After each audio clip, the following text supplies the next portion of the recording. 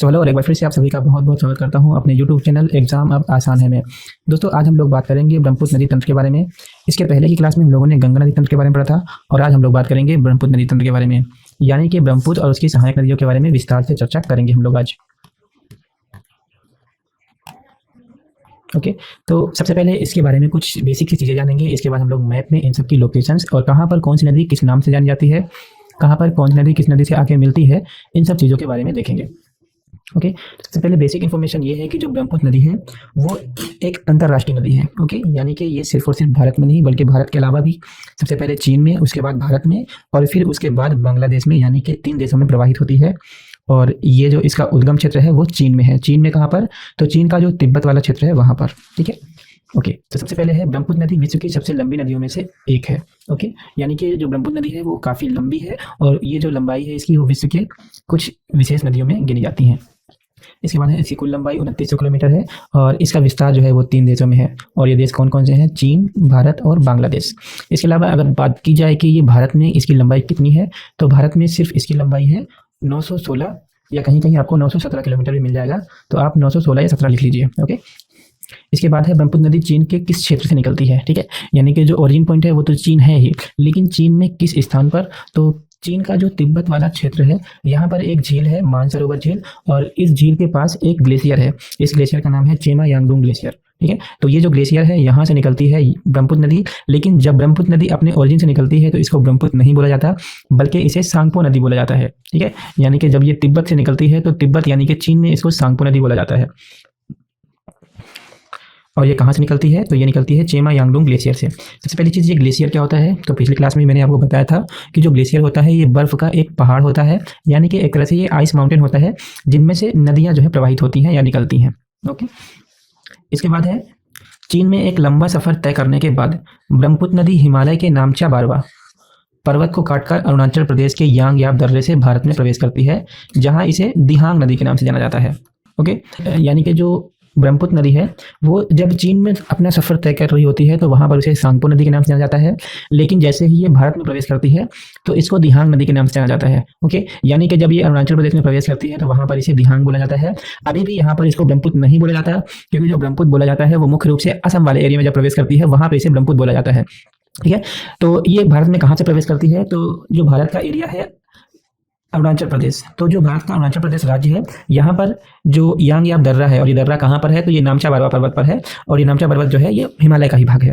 ठीक है, तो इस दर्रे से ब्रह्मपुत्र नदी भारत में प्रवेश करती है और जब ये नदी भारत में प्रवेश करती है तो इसको दिहांग नदी के नाम से जाना जाता है। ओके, तो ये कुछ बेसिक से फैक्ट्स हैं।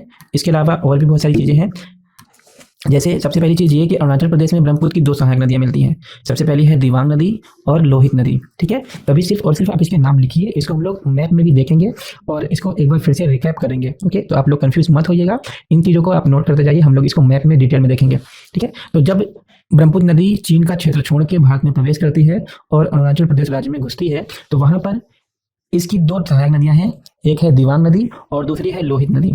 यहाँ पर याद रखने वाली चीज़ ये है कि ब्रह्मपुत्र को अरुणाचल प्रदेश में दिहांग नदी बोला जाता है। ठीक है, और ये जो दिहांग नदी है यहाँ पर इससे मिलती हैं 2 नदियाँ, दिबांग नदी और लोहित नदी, और ये जो नदियाँ हैं ये जाके मिलती हैं इससे असम वाले क्षेत्र में। ठीक है, निकलती हैं ये अरुणाचल प्रदेश से, ये वाली नदी और ये वाली नदी, दोनों नदियाँ जो है वो अरुणाचल प्रदेश से निकलती हैं, लेकिन जो दिहांग नदी या ब्रह्मपुत्र नदी है उससे जाके मिलती है असम में।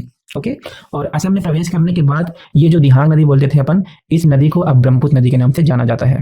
ठीक है, यानी कि अरुणाचल प्रदेश में जिसे हम दिहांग नदी बोल रहे थे, असम में पहुंचने के बाद इसे अब ब्रह्मपुत्र के नाम से जाना जाने लगा है। ठीक है, तो जो ब्रह्मपुत्र नदी है उसको मुख्य रूप से असम वाले क्षेत्र में ब्रह्मपुत्र बोला जाता है, अरुणाचल प्रदेश में इसको दिहांग बोला जाता है, और असम के बाद ये फिर चली जाती है बंगाल की खाड़ी में। इसके बाद है बांग्लादेश में ब्रह्मपुत्र नदी को जमुना नदी के नाम से जाना जाता है। ठीक है, तो जो ब्रह्मपुत्र नदी है उसको शुरुआत में सांगपो नदी, उसके बाद दिहांग नदी, फिर ब्रह्मपुत्र नदी और उसके बाद फिर जमुना नदी के नाम से जाना जाता है, यानी कि इसके कुल 4 नाम हैं। ठीक है, तो ये नाम आप याद रख सकते हैं, इनको नोट कर लीजिए, कभी भी एग्जाम में पूछा जा सकता है। ठीक है, इसके बाद कुछ सहायक नदियों के नाम है, इसमें से है सबसे पहला सुबनासिरी, और ये जो सुबनासिरी नदी है ये ब्रह्मपुत्र नदी की सबसे लंबी सहायक नदी है। इसके बाद है मानस नदी, तीस्ता नदी और संकोच नदी। ठीक है, इसको मैंने 2 रो में इसलिए रखा है क्योंकि ये वाली जो नदियाँ हैं, ठीक है, तो ये वाली जो नदियाँ हैं ये ब्रह्मपुत्र नदी से दाएं ओर से आके मिलती हैं, और जो ये वाली नदियाँ हैं ये आके मिलती हैं बाएं ओर से। ठीक है, तो इसमें है लोहित नदी, दिवांग नदी, धनसिरी नदी, बराक नदी और फेनी नदी। इधर है सुबनसिरी नदी, मानस नदी, तीस्ता नदी और संकोच नदी। ठीक है, अब इन्हीं सब चीज़ों को हम लोग देखेंगे मैप में। ओके, तो ये है एक मैप जो कि इंडिया का मैप है, और यहाँ पर आप देख सकते हैं ये वाला जो एरिया है चीन का, ये है तिब्बत वाला क्षेत्र, और यहाँ पर ये है मानसरोवर झील। मानसरोवर झील के पास ही एक ग्लेशियर है जिसका नाम है चेमा यांगडोंग। ठीक है, तो चेमा यांगडोंग ग्लेशियर से, ओके, चेमा यांगडोंग ग्लेशियर, तो ये जो ग्लेशियर है यहाँ से निकलती है ब्रह्मपुत्र नदी। ओके, तो ये वाला जो एरिया है यहाँ से ब्रह्मपुत्र नदी निकलना शुरू होती है, और यहाँ पर अरुणाचल प्रदेश में प्रवेश करती है, और अरुणाचल प्रदेश में जाने के बाद फिर ये असम में, असम से ये ऐसे घूमते हुए बांग्लादेश में घुस जाती है, और बांग्लादेश के बाद ये यहाँ पर बंगाल के खाड़ी में एंड हो जाती है, और यहाँ पर ये निर्माण करती है एक बहुत ही विशाल डेल्टा का, जिसे बोला जाता है सुंदरवन डेल्टा। ओके, ठीक है, तो ये जो है एक रूट है ब्रह्मपुत्र नदी का, और मैंने आपको बताया इसके पहले कि जो ब्रह्मपुत्र नदी है इसको शुरुआत में किस नाम से जाना जाता है, तो इसको शुरुआत में जब चाइना में होती है तो इसको सांगपो नदी के नाम से जाना जाता है।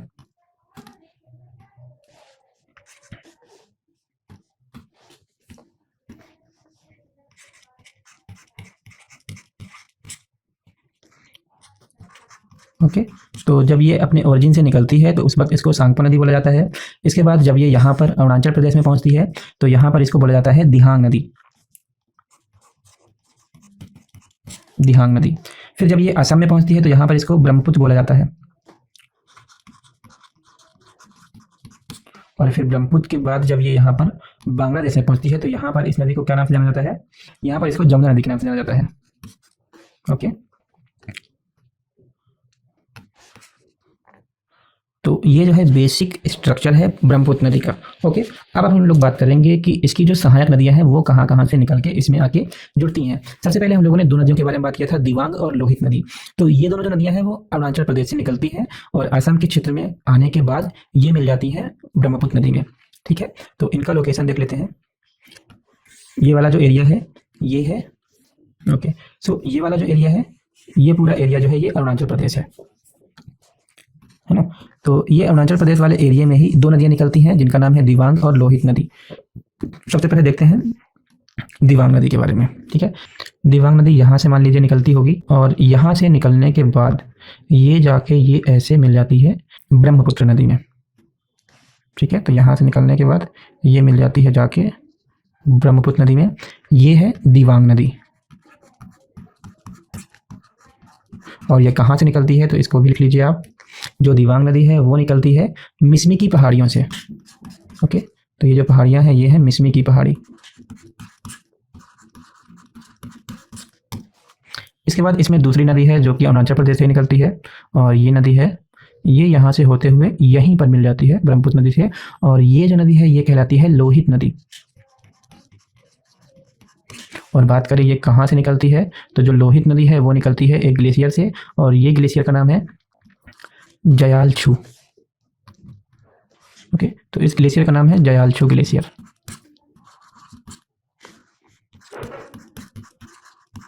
और ये दोनों नदियां जो है वो अरुणाचल प्रदेश से ही निकलती हैं। ठीक है, तो ये इन दोनों नदियों के बारे में हो गया। अब सबसे पहली चीज एक फैक्ट है लोहित नदी के बारे में। ओके, तो जो लोहित नदी है इसको खूनी नदी बोला जाता है, और खूनी नदी क्यों बोला जाता है, क्योंकि ये जो नदी है इसके पानी का रंग जो है वो काफ़ी लाल होता है, और वो लाल इसलिए क्योंकि इसके जो मार्ग है इसमें पड़ जाती है लाल मिट्टी का क्षेत्र, और लाल मिट्टी के क्षेत्र पड़ने के कारण जो इसका जल है वो रक्त की तरह लाल दिखाई देता है, इसीलिए इसको बोला जाता है खूनी नदी।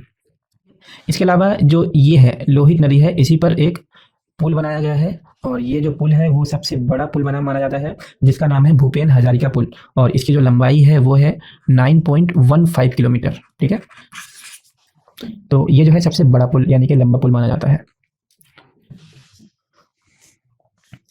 इसके बाद नागालैंड से एक नदी निकलती है। ओके, नागालैंड से एक नदी निकलती है धनसिरी, और ये नदी जाके मिल जाती है ब्रह्मपुत्र नदी में। इस नदी का नाम है धनसिरी।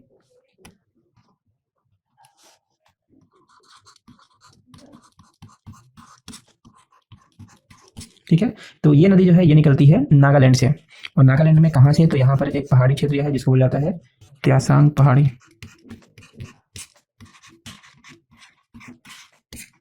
ओके, तो ये जो नदी है ये निकलती है नागालैंड से, और ये ऐसे घूमते हुए पहुंच जाती है ब्रह्मपुत्र नदी में। इसके अलावा एक नदी और है जो नागालैंड से ही निकलती है, जो मणिपुर घूमते हुए मिजोरम में पहुंचती है और मिजोरम में जाने के बाद ये पहुंच जाती है इस तरह से ब्रह्मपुत्र नदी में, और इसको बोला जाता है बराक नदी। ठीक है, और इसी नदी को यहाँ पर बांग्लादेश में बोला जाता है मेघना नदी। ठीक है, और इसी नदी के कारण ये जो जब गंगा नदी से मिलती है तो इसके जो आगे का क्षेत्र होता है इसको मेघना ही बोला जाता है। ठीक है, यानी कि यहाँ पर जब आगे प्रवाहित होगी तो वहाँ भी इसको मेघना नदी ही बोला जाएगा। तो ये दो नदियाँ हो गई मुख्य रूप से इस तरफ से आने वाली। इसके अलावा यहाँ पर एक और नदी है जो कि यहाँ त्रिपुरा से निकलती है और ये डायरेक्ट जाके बंगाल की खाड़ी में मिल जाती है, और इसको बोलते हैं फेनी नदी। ठीक है, तो ये जो फेनी नदी है ये ब्रह्मपुत्र की सहायक नदी नहीं है, ये एक इंडिपेंडेंट रिवर है जो ऑटोमेटिकली अपने आप जाके बंगाल की खाड़ी में गिर जाती है।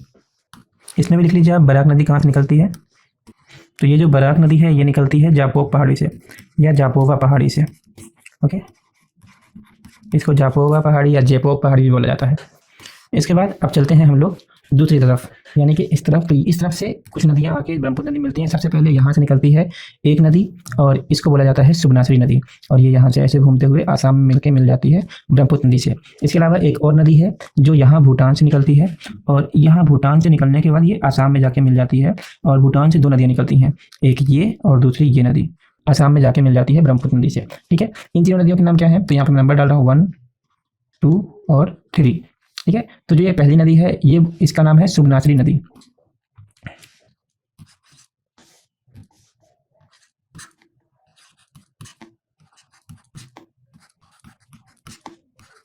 ठीक है, और ये जो निकलती है ये निकलती है तिब्बत क्षेत्र से। इसके बाद ये जो दूसरी नदी है ये निकलती है भूटान से निकलती है, और ये भूटान से निकलती है और इसको बोला जाता है मानस नदी।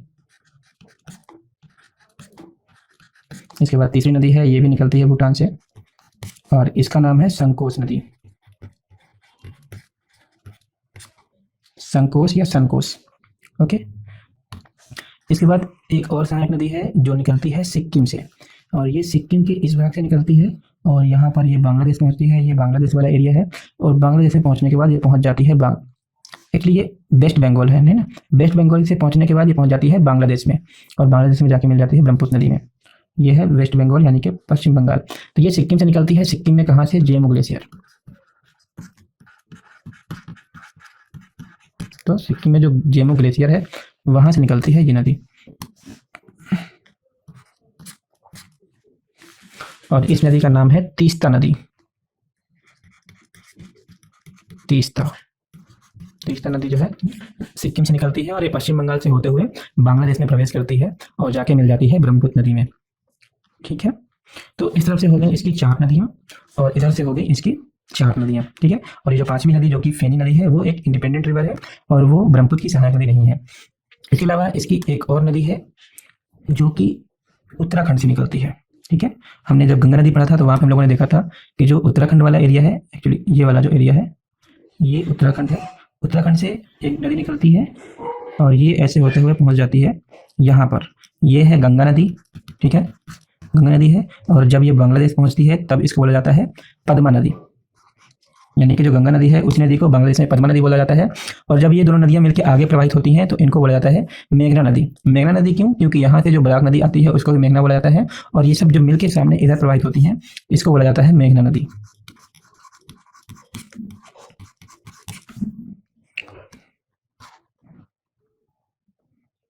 तो ये जो है ओवरऑल ब्रह्मपुत्र नदी का रिवर सिस्टम है, और कौन सी नदी कहाँ पे आके मिलती है ये चीज़ हमने देख ली।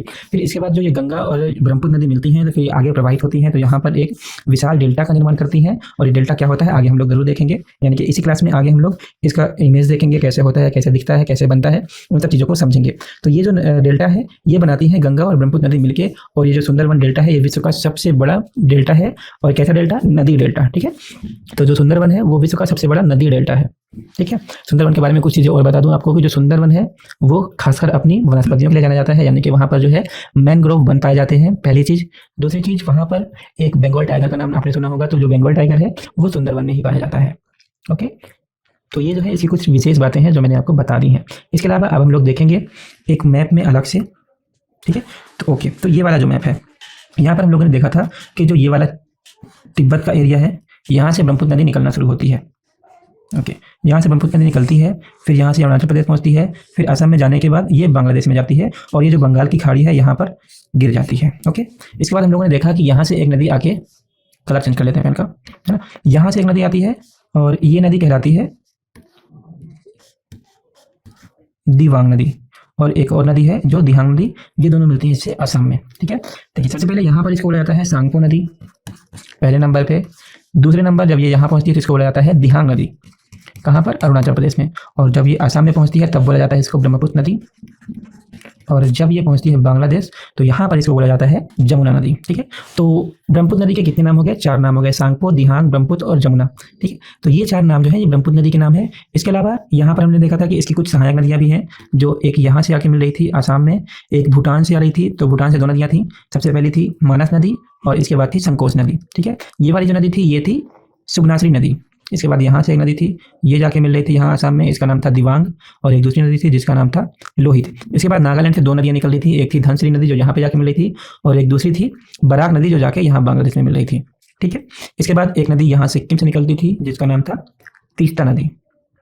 तो ये हम लोगों ने देखा कि जो ब्रह्मपुत्र नदी बन रहा है वो किस तरह से काम करता है और कहाँ पर क्या क्या चीज़ें पाई जाती हैं। एक चीज़ और, ये जो असम वाला क्षेत्र है, ओके, ये जो असम वाला क्षेत्र है, यहाँ पर ये जो नदी है इसकी चौड़ाई जो है बहुत ज़्यादा होती है, और इसीलिए यहाँ पर एक द्वीप का निर्माण होता है जो कि विश्व का सबसे बड़ा नदी द्वीप कहलाता है। इसका नाम है माजुली नदी द्वीप। इसके बारे में भी हम लोग आगे बात करने वाले हैं। ओके, तो सबसे पहले हम लोग इसका थ्योरी वाला पोर्शन कंप्लीट कर लेते हैं। एक बार इसको फिर से रिवाइज कर लेते हैं। ओके, ब्रह्मपुत्र नदी विश्व की सबसे लंबी नदियों में से एक है। इसकी कुल लंबाई 2900 किलोमीटर है, जिसका विस्तार 3 देशों में है, चीन, भारत, बांग्लादेश। हम लोगों ने देखा जो ब्रह्मपुत्र नदी है वो 3 देशों से होकर गुजरती है, सबसे पहला चीन, फिर भारत और फिर बांग्लादेश। इसके बाद इसकी कुल लंबाई है वो कितनी है, तो इसकी जो कुल लंबाई है वो है 916, या कहीं कहीं आपको 917 भी मिल जाएगा। ठीक है, इसके बाद है ब्रह्मपुत्र नदी चीन के तिब्बत क्षेत्र के मानसरोवर झील के चेमा यांगडुंग ग्लेशियर से निकलती है। तो हम लोगों ने देखा कि चेमा यांगडुंग ग्लेशियर जो है वो चीन के तिब्बत क्षेत्र में कहाँ पर है, यानी कि जो नेपाल के उत्तर साइड का जो हिस्सा है वो कहलाता है तिब्बत का क्षेत्र, और यहीं पर पाया जाता है चेमा यांगडुंग ग्लेशियर। और जब ये अपने ओरिजिन से निकलता है तब इसको बोला जाता है सांगपो नदी, यानी कि ब्रह्मपुत्र नदी का जो प्राथमिक या प्रारंभिक नाम होता है वो सांगपो है। इसके बाद जब ये भारत में अरुणाचल प्रदेश में प्रवेश करती है तब इसको बोला जाता है दिहांग नदी। ओके, इसके बाद दूसरा पॉइंट यहाँ पे है, चीन में एक लंबा सफर तय करने के बाद ब्रह्मपुत्र नदी हिमालय के नामचा बारवा पर्वत को काटकर अरुणाचल प्रदेश के यांगयाप ढाबे से भारत में प्रवेश करती है, जहां इसे दिहांग नदी के नाम से जाना जाता है।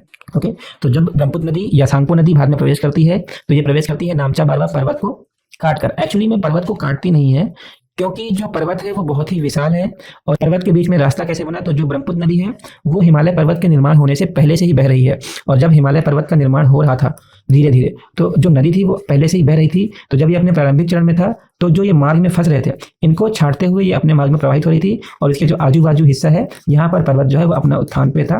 और आज जो हम विशाल पर्वत देखते हैं, पहले ये ऐसा नहीं था, क्योंकि जो ब्रह्मपुत्र नदी है वो पहले से ही प्रवाहित हो रही है, जब हिमालय पर्वत नहीं था तब से। ओके, तो ये वाला जो, अगर हम इसको ब्रह्मपुत्र नदी मान लेते हैं तो ये जो है बहुत पहले से प्रवाहित हो रही है हिमालय के, और इसीलिए इनको पूर्ववर्ती नदियाँ भी बोला जाता है। पूर्ववर्ती नदियों में कौन कौन सी नदी आती हैं, सबसे पहले सिंधु नदी, ब्रह्मपुत्र नदी और सतलज नदी।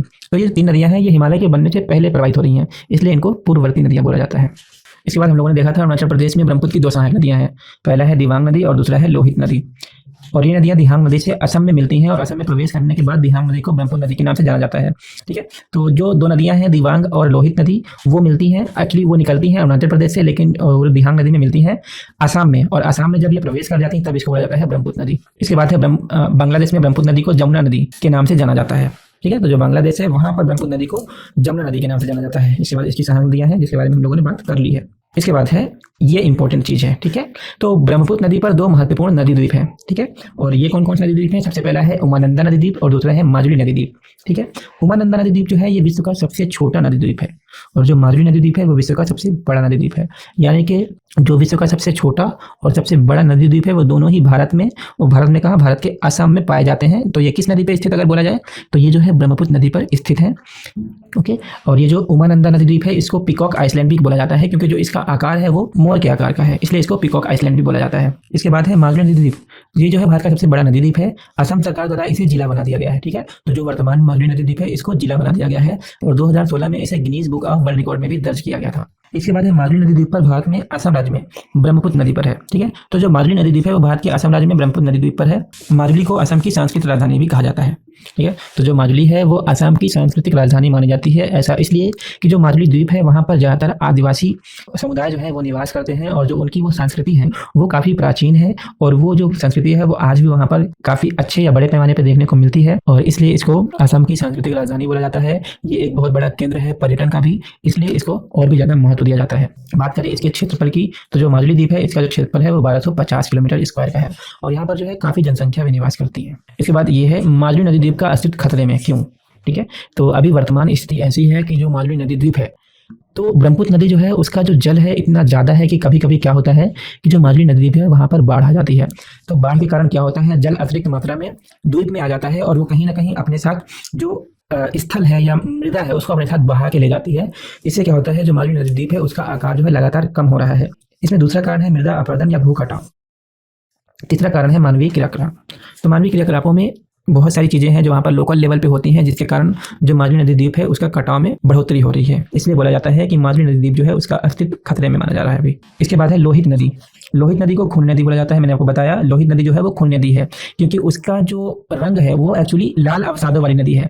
क्यों? क्योंकि इसमें लाल मिट्टी की दिखता है जिससे इसका रंग खून की तरह लाल दिखाई देता है। तो इसलिए क्योंकि जो लोहित नदी है उसका जो जल है वो खून की तरह लाल दिखाई देता है, इसलिए इसको खूनी नदी बोला जाता है। दूसरा है लोहित नदी पर अरुणाचल प्रदेश के ढोला क्षेत्र में भूपेन हजारिका पुल का निर्माण किया गया है। ठीक है, तो जो भूपेन हजारिका पुल है वो भी लोहित नदी पर बनाया गया है और ये कहाँ पर है, अरुणाचल प्रदेश में। इसकी लंबाई 9.15 किलोमीटर है। तो ये जो भूपेन हजारिका पुल है इसकी जो लंबाई है वो 9.15 किलोमीटर है और जो चौड़ाई है वो है 12.5 मीटर। इसके बाद है भूपेन हजारिका भारत का सबसे लंबा पुल है। निर्माण हुआ था इसका 2017 में, यानी कि 2017 में इसका निर्माण कार्य पूरा हुआ और 2017 से ही ये कार्य कर रहा है। इसके बाद है जो यानी कि जो भूपेन हजारिका पुल है इसको ढोला सादिया सेतु भी कहा जाता है क्योंकि जो ये एक कोने से दूसरे कोने के जो क्षेत्र हैं, इधर एक सादिया क्षेत्र है और इधर जो है ढोला क्षेत्र है, तो ये इन दोनों क्षेत्रों को जोड़ता है, इसलिए इसको ढोला सादिया ब्रिज भी बोला जाता है। इसके बाद है सुबनासरी नदी। सुबनासरी नदी जो है वो ब्रह्मपुत्र की सबसे लंबी यानी बड़ी सहायक नदी है क्योंकि ब्रह्मपुत्र में बहने वाला जल का भाग 8% जो ये जल है वो सुबनासरी नदी से प्राप्त होता है। ठीक है, यानी कि जो ब्रह्मपुत्र नदी है उसकी सबसे बड़ी सहायक नदी है वो है सुबनासरी नदी। याद रखिएगा ये जो है ये सबसे बड़ी सहायक नदी है, सबसे लंबी नहीं है क्योंकि जो इसका जल है जो ब्रह्मपुत्र नदी का है वो लगभग 100% में से 8% जो जल है वो सुबनासरी नदी देती है। इसके बाद कुछ विभाजित नदियां भी हैं और ये सबसे प्रमुख विभाजित नदी जो है वो फेनी नदी। और ये जो फेनी नदी है ये मुख्य रूप से भारत और बांग्लादेश में बहती है और ये जो है वहाँ पर विभाजित भी है। तो ये ब्रह्मपुत्र की सहायक नदी नहीं है, त्रिपुरा से निकलती है और बांग्लादेश में बहते हुए ये फिर बंगाल की खाड़ी में मिल जाती है। इसका विस्तार जो है भारत और बांग्लादेश में है। विवाद कब से हो रहा है, तो ये 1998 से भारत और बांग्लादेश के मध्य जल के इस्तेमाल को लेकर विवादित है। ठीक है, यानी कि इस नदी का कितना जल कौन इस्तेमाल करेगा इसको लेकर दोनों देशों के मध्य विवादित है। इसके बाद है बोगीबिल पुल। जिस प्रकार से भूपेन हजारिका पुल है उसी प्रकार से एक पुल और है जिसका नाम है बोगीबिल पुल। इसका निर्माण जो है वो 2008 में हुआ था। लंबाई 4.9 किलोमीटर है और ये आसाम में ब्रह्मपुत्र नदी पर बनाया गया है।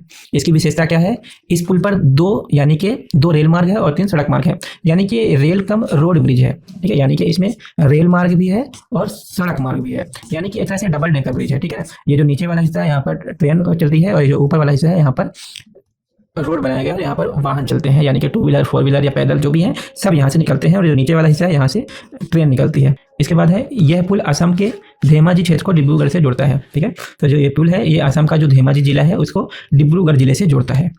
अब पहुँचते हैं हम लोग फिर से मैप में।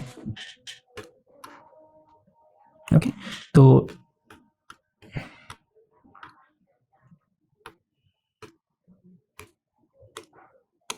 ओके सबसे पहली चीज़ जो आप ये वाली चीज़ देख रहे हैं, तो ये जो है ये भूपेन हजारिका पुल है। ठीक है, तो ये वाला जो है ये पेन का कलर चेंज कर लेते हैं सबसे पहले। तो ये वाला जो एरिया है, ठीक है, ये है ढोला और ये जो लास्ट पॉइंट है यहाँ पे एक एंड होगा उसको बोला जाता है सादिया और इसी कारण इसको जो है ढोला सादिया ब्रिज ही बोला जाता है। इसकी जो लंबाई है वो 9.15 किलोमीटर है। ठीक है, और ये भी देख लीजिए आप, ऐसा जो है इसका रूट है, ये जाके ऐसे यहाँ पर इस एरिया में एंड होती है। हालांकि इसकी लंबाई जो है बहुत लंबी है, ये 9.5-10 किलोमीटर की है ना, एक्चुअल माने तो 9.15 किलोमीटर की है, तो ये काफ़ी लंबी ब्रिज है। इसके बाद है ये वाला जो हिस्सा देख रहे हैं आप, ओके, तो ये जो देख रहे हैं आप ये है आपका बोगीबिल पुल। ठीक है, जो कि मैंने आपको बताया कि डबल डेकर जो पुल है, जो डबल डेकर पुल है वो है बोगीबिल पुल। तो ये अब जो अंदर वाला हिस्सा देख रहे हैं ना आप, ये वाला नीचे वाला हिस्सा, तो ये जो आप नीचे वाला हिस्सा देख रहे हैं यहाँ पर ट्रेन चलती है और ये जो ऊपर वाला हिस्सा है यहाँ पर गाड़ियाँ चलती हैं, 2 व्हीलर या 4 व्हीलर। ठीक है, ये अंदर का हिस्सा है, ये वाला हिस्सा, ये देखिए आपको दिख रहा है कि यहाँ पर, थोड़ा जूम कर देता हूँ, है ना, तो यहाँ पर देखिए ये पटरियाँ बिछाई गई हैं।